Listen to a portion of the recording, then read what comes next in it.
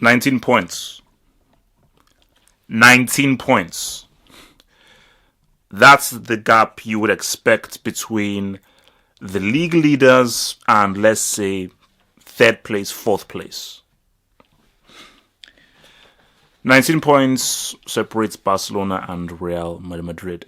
Real Madrid are closer to the relegation zone than they are to Barcelona. They are 16 points away from the relegation zone, 19 points away from Barcelona. Even if they win their game in hand, they are still 16 points behind Barcelona. So you say to yourselves, guys, how is this possible? What has happened? How have a team who have supposedly the best players in the world, who are paid extremely handsomely, how are they so behind Barcelona? It's called management. And not only management, it's also upper management as well. It's a whole organization. It's a theory. It's a philosophy. Real Madrid's ethos of Galacticos and superstars and getting the best players and wanting success now, that model is flawed. It's flawed because the reason why this model keeps on existing is because you throw a Champions League there. You throw a few Champions Leagues there. You throw a points record there. You throw a little La Liga win there, and you're like, wait a minute, this does work. You throw like a winning run. Look, this does work. But is it sustained success? I was watching Barcelona. I was looking at the match, the footage against them, against Real Sociedad, the highlights, and Valverde might be that dude, because thinking about Barcelona, and in my opinion, the Guardiola Barcelona may be one of the best club sides ever. I didn't like them, but they may be one of the best club sides ever. I really loved the Rivaldo era. I loved the Rijkaard era with Ronaldinho. But this side probably has the most respect from me. Doesn't mean that they're the best. The Rivaldo side, the Ronaldinho side, the Guardiola side would probably beat this team. But, actually, would they? But I have the most respect because this is a real team. This is a real football team. This isn't a team that's like attack, or full on defense. This is what you call a balanced team. They know how to defend. They know how to keep the ball. They know how to create. They know how to score. And they know how to score in various different ways. They know how to thug it out. They know how to play it pretty. They know how to play it simple. They know how to go route one. That's a very dangerous team. But the difference here is with Valverde, he has a tactical repertoire. Okay, this is defensive mode. This is containment mode. This is attack mode. Okay, this is wing play. These are the runs I want from my midfielders to make. These are the settles that I want my the defenders to rolling through. This is how we're going to be tough to break them. This is how we're going to defend as a team. This is how we're going to employ Messi and use Messi. Cannibal. This is the kind of runs I want you to make. Paulinho, this is the job I want you to do as a midfielder. The job I want you to do as an attacking player. For Real Madrid, Zidane still thinks this is 2017 or 2016. Because he is still of the mindset that the quality of my players will see us through. The quality of Karim Benzema, one of the greatest strikers of all time, sarcasm, will see us through. He still believes in Cristiano Ronaldo. It's shocking. It is shocking that somehow Zidane believes that, wait a minute, Cristiano, this is one of the greatest players of all time. He will see us through. I will make sure he plays 90 minutes because somehow he's so great, he will score the goal that is needed for us.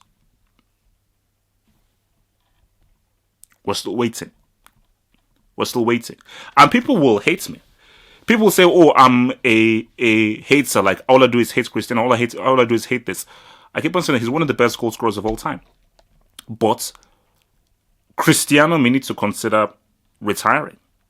And I'm being serious because this could turn to be a very nasty season for him.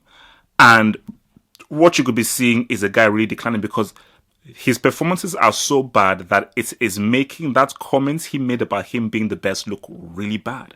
Guys, it's fact. He's scored 4 goals in La Liga so far. Paulinho, the guy that people vilified and insulted, I believe this guy's on 8 Gs. Paulinho's on 8 Gs. And he's a midfielder who has to do defending. He's got to do hustling. He's got to make sure that the midfield is compact. He's got to protect the defense. But he's still, despite all those other jobs he does, he's managed to do 8 Gs. Cristiano, all you do is to score goals. 4 Gs. But it's that mindset of Zidane that's maybe a bit too old school of like, I don't need to change my tactics. I don't need to change my formation. I don't need to make a hard decision. Like, what tough decisions has Zidane made? What radical decisions has he made? Because I look at that match against Villarreal and I look at other matches. It's a thing of like, we're going to score. Don't worry, we are so good. We are Real Madrid. We have so much quality players. We're going to score. Sorry, you need to employ tactics. Sorry, you need to respect the fact that La Liga teams, maybe defensively they may be sketchy. Most La Liga teams know how to attack. They know how to play. They are technically very good. And if you keep on messing up and not scoring, they will score against you. Which is what happened against Real Betis, which is what happened against Villarreal. They punished you because these La Liga teams are not like Premiership teams who just defend and are happy with a 0-0. They want to score. They want to play against you. They want to punish you. But this is bad because this could be very nasty because I'm not sure when Barcelona are going to lose. I'm not sure they want to lose. And I think Valverde is saying to these boys that, guys, let's try and go unbeaten. And maybe they will not go unbeaten. I think they may come unstuck in one game. But I'm looking at this team. Coutinho's around. Dembele's coming back from injury. Umtiti is also coming back from injury. Guys, don't sleep on Barcelona. Because this is a Barcelona team that I can say, yeah, these guys can win it. Because this is a proper team. This is a proper team that they know how to, they can score against anybody. They are hard to break down. They are tough to beat. And this is a pivotal victory for them. Real Sociedad, a bogey team, 2-0 down. Psychologically, you're thinking this is a bogey team. We don't win this. Maybe we will escape with a draw. The fact that they didn't lose and they won.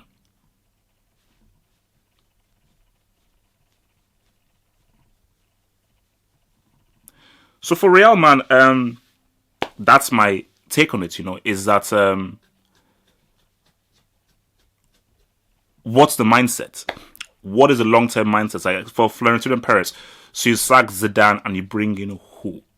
Okay, you bring in another Galactico. Okay, what is the psychology of the team? What is the psychosis of the team? What is the team's fabric? If things go badly, what can they fall back on? What kind of tactical changes can they make? You can't.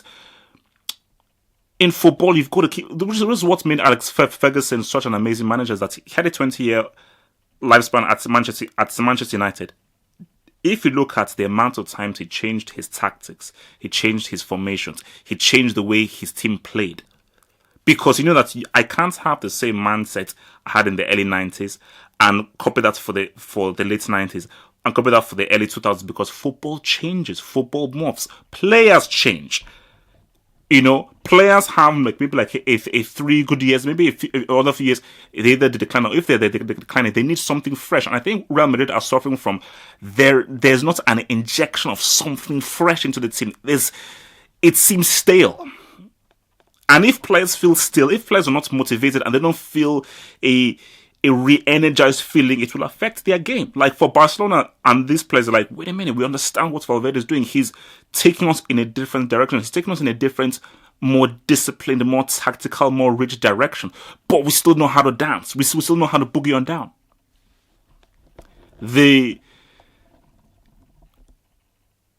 gap could get wider. The gap could get wider. And the thing that bothers me is that is the wage bill of Real Madrid. That's why I made this video. Why I made this video is that I'm looking at the wage bill of Real Madrid, and I'm looking at the fact of like, wait a minute, you need to give some of that money to charity, because if you're on that wage bill and you're 19 points behind the Barcelona, something about that is messed up. Something about that is messed up.